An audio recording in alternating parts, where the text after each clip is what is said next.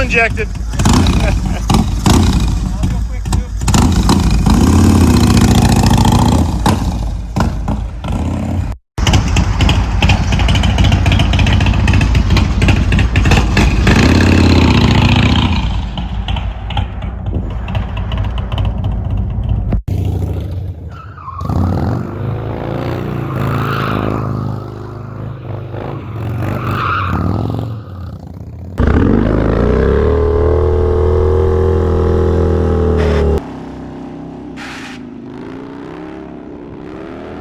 Hey, buenos dias, que paso amigos? Welcome back to John's Stunt Garage. This is a special video for my stunt page. I have not featured this bike yet on the stunt channel, and so we're going to do that real quick today.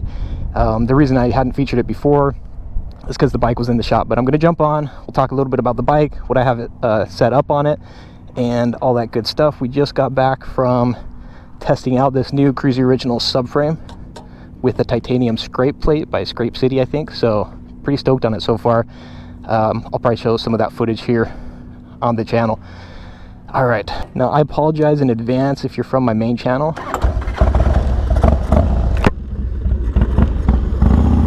If you're from my main channel and this is all redundant, then I do apologize. But yeah, this is a 2000 Harley Davidson Dyna FXDX. I found this thing used on, it was Craigslist or OfferUp, and I've only had it about a month and a half, maybe 2 months now. I bought it from a dude here local. This thing has 52,000 miles, pretty high mileage, but the reason I bought it is because it has a lot of the expensive upgrades already done and taken care of. So it has the chain conversion, has the nice mid controls, the Saddleman step-up seat,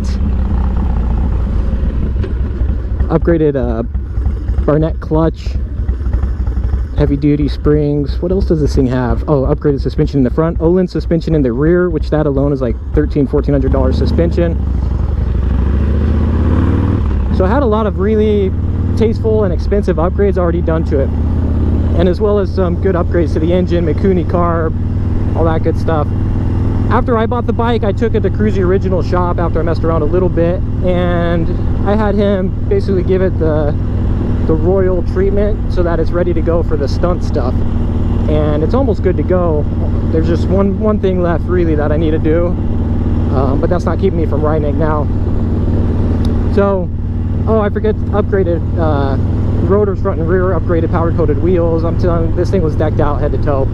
Really nice bike. So I dropped it off at Kruesi's, and we had him do the oil pan mod. That's a must-have, so you don't starve the engine of the oil. We had him do the upgraded case savers. Oh, this does have, oh my gosh, what do they call that? It has a stabilizer. So yeah, this has a lot of those expensive upgrades that a lot of people aren't going to do, and that you don't really think about in most cases.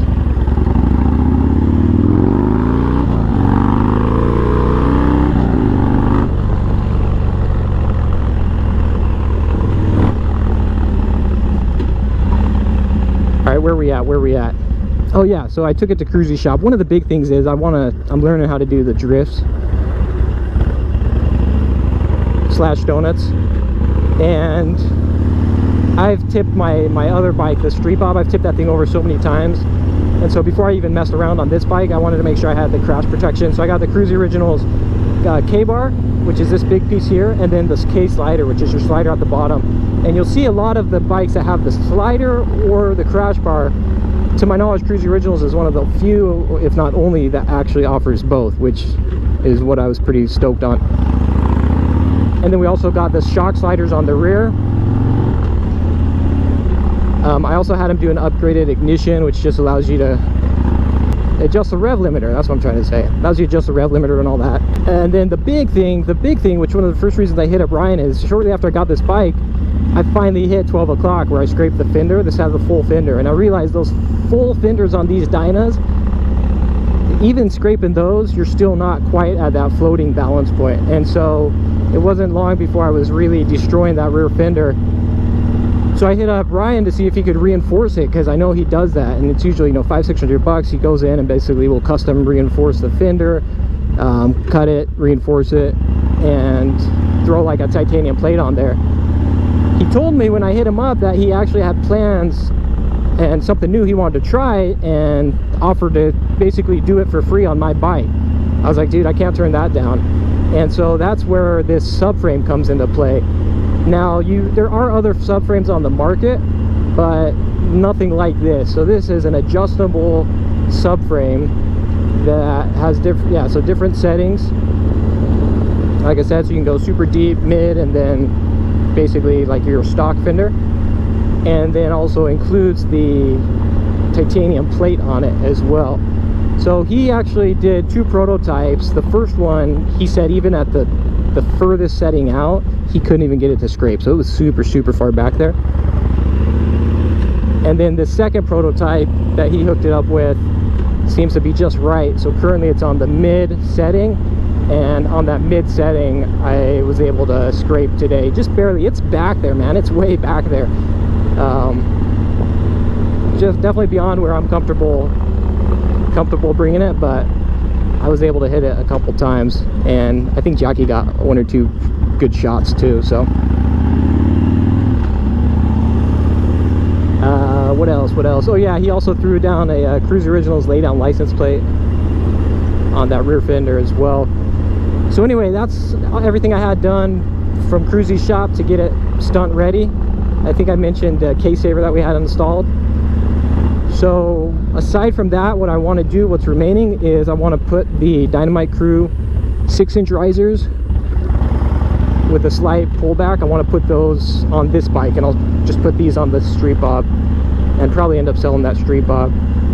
The reason being is this is just a little bit too tall. These are 8-inch with like a 3-inch to 4-inch rise on the bars, so total of about 12 inches, 11 to 12. And while that is comfortable for just cruising, it becomes very awkward.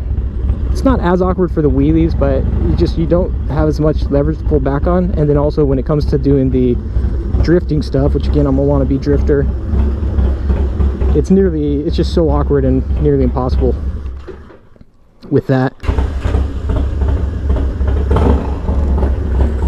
All right, I'm only gonna do this like twice.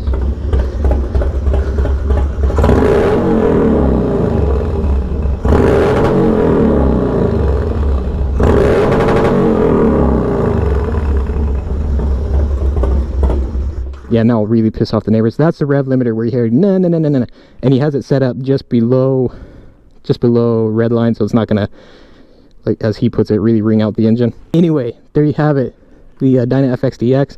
This is a year 2000. I'm totally digging it. These bikes are a little bit shorter wheelbase. I don't know if they're lighter, but they feel a lot lighter.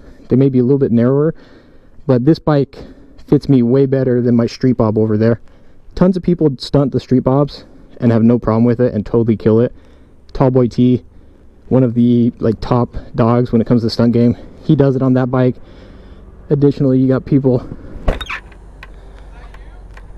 Oh yeah. Hey, speak of pissing off the neighbors, dude. Anyway, but yeah, there you have it, the FXDX. I'll definitely have some videos of this bike on the Stunt Garage as well as on my main channel. Again, shout out to Jackie for getting the clips. Like and subscribe if you dig it. We'll catch you next time.